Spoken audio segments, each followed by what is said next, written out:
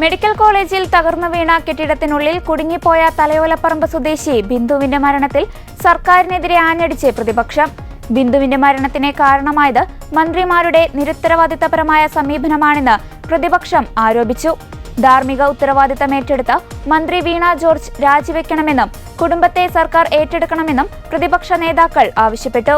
നിങ്ങളൊരു കാര്യം മനസ്സിലാക്കേണ്ടത്, തനിക്ക് കൂട്ടിരിക്കാൻ വന്ന അമ്മയുടെ മൃതദേഹത്തിൽ ഒരു മകള് കെട്ടിപ്പിടിച്ച് കരയുന്നത് മാധ്യമങ്ങളിലൂടെ, ദൃശ്യമാധ്യമങ്ങളിലൂടെ കണ്ടിട്ടാണ് ഞാൻ വരുന്നത്. എന്തൊരു നിരുത്തരവാദിത്വപരമായ സമീപനമായിരുന്നു മന്ത്രിമാരുടേത്, ഗവൺമെന്റിൻ്റേത്. എന്തൊരു നിരുത്തരവാദിത്വപരമായ സമീപനം. രക്ഷാപ്രവർത്തനം നടത്തേണ്ട സ്ഥലത്ത് അത് ചെയ്യാതെ അവിടെ നിന്ന് പ്രസംഗിക്കുകയാണ്. ആരോഗ്യവകുപ്പിന്റെ നേട്ടങ്ങളെക്കുറിച്ച് പ്രസംഗിക്കുകയാണ്. അവിടെ ഒന്നും ചെയ്യാതെ അവർ വന്ന് ഒന്നും നഷ്ടപ്പെട്ടിട്ടില്ല എന്ന് പറഞ്ഞതാണ് ഈ ഒരു രക്ഷാപ്രവർത്തനം പോലും നടത്താൻ പറ്റാത്തതിൻ്റെ കാരണം. ശ്രീ ചാണ്ടി ഉമ്മൻ MLA വന്ന് ബഹളം ഉണ്ടാക്കിയതിന് ശേഷം മാത്രമാണ് അവിടെ ഒരു രക്ഷാപ്രവർത്തനം ആരംഭിച്ചത്. അപ്പോഴേക്ക് 2 മണിക്കൂർ അവിടെ കഴിഞ്ഞു പോയിരുന്നു. ഈ ഗവൺമെന്റിന് ഉത്തരവാദിത്വമുണ്ട്. എന്നിട്ട് ഈ ഗവൺമെന്റിൽപ്പെട്ട ഒരാൾ പോലും ആ കുടുംബത്തിൽ ഒരാളെ വിളിച്ചിട്ടില്ല. ഇതുവരെ ഒരാളെ വിളിച്ചൊന്നും ആശ്വസിപ്പിച്ചിട്ടില്ല, ഒന്ന് കണ്ടിട്ടില്ല. അവരെ ഒരു നഷ്ടപരിഹാരം ആ കുടുംബത്തിന് നഷ്ടപരിഹാരം. ആ അമ്മയല്ലേ ആ കുടുംബം നടത്തിക്കൊണ്ടു പോകുന്നത്. മകൾക്ക് സർജറിയാണ്, വളരെ ഗുരുതരമായ ഒരു അസുഖവുമായി വന്നിട്ട് അതിന് സർജറിയാണ്. മകൻ ആദ്യത്തെ ശമ്പളം വാങ്ങിച്ച് അമ്മയ്ക്ക് കൊടുക്കാൻ വന്ന ദിവസമാണ്. വളരെ പാവപ്പെട്ട വീട് പണി പൂർത്തിയാക്കാത്തൊരു കുടുംബമാണ്. അവർക്ക് 25 ലക്ഷം രൂപ മിനിമം നഷ്ടപരിഹാരം ആ കുടുംബത്തിന് കൊടുക്കണം. ആ കുട്ടിയുടെ ചികിത്സ സർക്കാർ ഏറ്റെടുക്കണം. ആ കുടുംബത്തിൽ നിന്നൊരാൾക്കൊരു ജോലി കൊടുക്കാൻ സർക്കാർ തയ്യാറാണ്. ഇങ്ങനെയാണ് അതാണ് ആശ്വസിപ്പിക്കാൻ പറ്റുന്നത്. ആരോഗ്യമന്ത്രി ആ സ്ഥാനത്ത് തുടരാൻ യോഗ്യമല്ല. അവർ ഈ ആരോഗ്യ കേരളത്തെ, ഞങ്ങൾ പറഞ്ഞതുപോലെ ആരോഗ്യ കേരളത്തെ അവർ വെന്റിലേറ്ററിലാക്കി. അവരുടെ PR പ്രൊപ്പഗാൻഡ മാത്രമാണ് ഉള്ളത്. കേരളത്തിലെ മുഴുവൻ മെഡിക്കൽ കോളേജുകളിലും സർക്കാർ ആശുപത്രികളിലും ഇത് തന്നെയാണ് സ്ഥിതി. മരുന്നില്ല, നൂലില്ല, പഞ്ഞി പോലില്ല. കോടിക്കണക്കിന് രൂപയാണ് മരുന്ന് സപ്ലൈ, പരമാവധി മരുന്നുകൾ സപ്ലൈ നിർത്തിവെച്ചിരിക്കുകയാണ്. പാവപ്പെട്ടവൻ സർക്കാർ ആശുപത്രിയിൽ പോകുമ്പോൾ പുറത്തേക്ക് മരുന്ന് എഴുതി കൊടുക്കുന്നത് എവിടുത്തെ ഏർപ്പാടാണ്? പിന്നെ എന്തിനാണ് സർക്കാർ ആശുപത്രി? സർക്കാർ ആശുപത്രിയിലേക്ക് ഓപ്പറേഷന് പോകണമെങ്കിൽ സർജിക്കൽ എക്യുപ്മെന്റ്സും പഞ്ഞിയും നൂലും, തുന്നാനുള്ള നൂലും സൂചിയും മേടിച്ചുകൊണ്ട് പോകണം എന്ന് പറയുന്നത് എന്ത് പരിതാപകരമായ സ്ഥിതിയാണ്.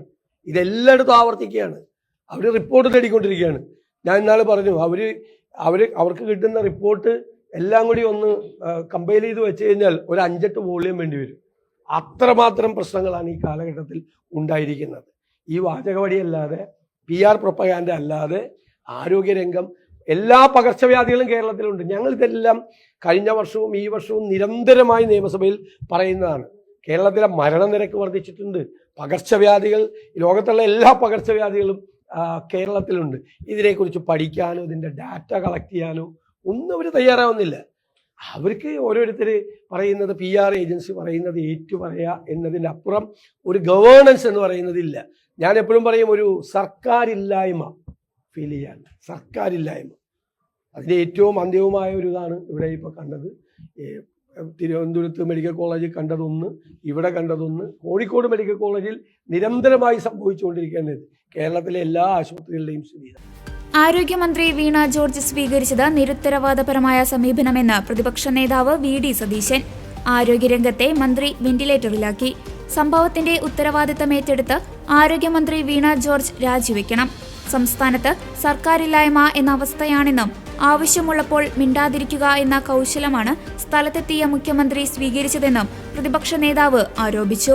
ബിന്ദുവിന്റെ കുടുംബത്തിന് നഷ്ടപരിഹാരം നൽകാനോ കുടുംബത്തെ വിളിക്കാനോ സർക്കാർ തയ്യാറായില്ലെന്ന് സതീശൻ ആരോപിച്ചു. ബിന്ദുവിന്റെ മകൾ നവമിയുടെ ചികിത്സ സർക്കാർ ഏറ്റെടുക്കണം. കുടുംബത്തിൽ ഒരാൾക്ക് സർക്കാർ ജോലി നൽകണം. 25 ലക്ഷം രൂപ സർക്കാർ നഷ്ടപരിഹാരം നൽകണമെന്നും സതീശൻ ആവശ്യപ്പെട്ടു. PR ഏജൻസി പറയുന്നതിനെ അപ്പുറം സർക്കാരിനെ ഒന്നുമില്ല. കോൺഗ്രസും UDFും ശക്തമായ പ്രതിഷേധവുമായി മുന്നോട്ടു പോകുമെന്നും സതീശൻ വ്യക്തമാക്കി. കോട്ടയം മെഡിക്കൽ കോളേജ് അപകടത്തിൽ ബിന്ദുവിന്റെ മരണത്തിന് ഇടയാക്കിയത് രക്ഷാപ്രവർത്തനങ്ങൾ വൈകിയതാണെന്ന് KPCC അധ്യക്ഷൻ സണ്ണി ജോസഫ് ആരോപിച്ചു. മെഡിക്കൽ കോളേജിലെ രോഗികളും ബന്ധുക്കളും ഉപയോഗിച്ചിരുന്ന ഒരു കെട്ടിടമാണ് തകർന്നത്.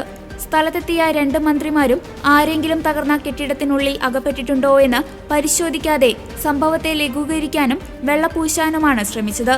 കൃത്യമായ ഇടപെടലുണ്ടായിരുന്നെങ്കിൽ ശ്വാസം മുട്ടി മരിക്കേണ്ട സ്ഥിതി ഉണ്ടാകുമായിരുന്നില്ല. 2.25 മണിക്കൂർ ബിന്ദു മണ്ണിനടിയിൽ കിടന്ന് ശ്വാസം മുട്ടി. ബിന്ദുവിന്റെ മരണത്തിൽ മന്ത്രിമാരും മെഡിക്കൽ കോളേജ് അധികൃതരും മറുപടി പറയണം. ആരോഗ്യമന്ത്രിക്ക് സ്ഥാനത്ത് തുടരാൻ ധാർമ്മികമായി അർഹതയില്ല. കുറ്റകരമായ അനാസ്ഥയാണ് നടന്നത്. ആരോഗ്യവകുപ്പിന്റെ തകർച്ച ഒന്നൊന്നായി പുറത്തുവരുന്നു. യാഥാർത്ഥ്യം രൂക്ഷമാണെന്ന് ഓരോ ദിവസത്തെ സംഭവങ്ങൾ തെളിയിക്കുന്നു.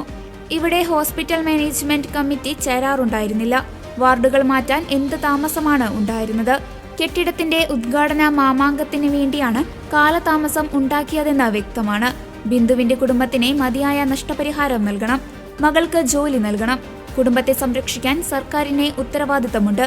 സർക്കാരിന്റെ നിരുത്തരവാദിത്തപരമായ നടപടികൾക്കെതിരെ പ്രതിഷേധിച്ച ചാണ്ടിയുമ്മനെതിരെ കേസെടുത്ത നടപടി തെറ്റാണ്.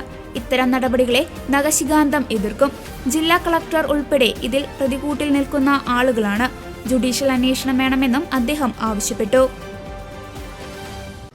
സർക്കാരിനെ ന്യായീകരിക്കാനുള്ള മന്ത്രിമാരുടെ വ്യഗ്രതയാണ് കുറ്റകരമായിട്ടുള്ള ഒരു നടപടി. അതിൻ്റെ ഫലമായിട്ടാണ് രക്ഷാപ്രവർത്തനങ്ങൾ വൈകി 2.25 മണിക്കൂർ മണ്ണിനടിയിൽ കിടന്ന് ശ്വാസം മുട്ടിയ വീട്ടമ്മ ദാരുണമായിട്ട് മരണപ്പെട്ടത്. സത്യത്തിൽ അത് കൊലപാതകം തന്നെയാണ്. നിയമപരമായും ധാർമ്മികമായും ഇവിടെ ഉണ്ടായിരുന്ന മന്ത്രിമാരും അതുപോലെ തന്നെ ഈ കോളേജ് അധികാരികളും അതിന് ഉത്തരം പറയണം. മന്ത്രിക്ക് ആ സ്ഥാനത്ത് തുടരാൻ ധാർമ്മികമായും നിയമപരമായും യാതൊരു അർഹതയുമില്ല.